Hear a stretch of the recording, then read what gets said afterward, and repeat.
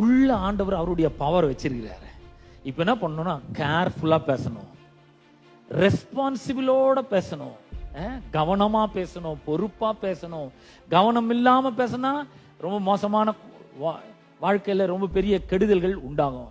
பொறுப்பற்ற விதத்துல பேசினா எல்லா குழப்பமும் உண்டாகும். ஆனா நம்ம கவனமா பேசும்பொழுது அது வாழ்க்கையில கவனத்தை நல்ல ஒரு வாழ்க்கையை அது உண்டாக்குகிறதா இருக்கிறது. நிறைய முறை நம்ம சொல்லி இருதயத்துக்குள்ள அதை அனுப்பணும். எங்க பவர் இருக்கோ, எங்க விசுவாசம்ன்ற பெய்த்ன்ற பவர் இருக்கோ அங்க அனுப்பணும். இந்த முதல்ல நிறைய முறை பேசி, நான் ஒரு தேவனுடைய பிள்ளையா இருக்கிறேன், நான் ரட்சிக்கப்பட்டவன், மீட்கப்பட்டவன், எனக்கு என்ன மாதிரி ஒரு ஆள் இந்த உலகத்திலே கிடையவே கிடையாதுன்னு ஆண்டவர் சொல்லி இருக்கிறாரு.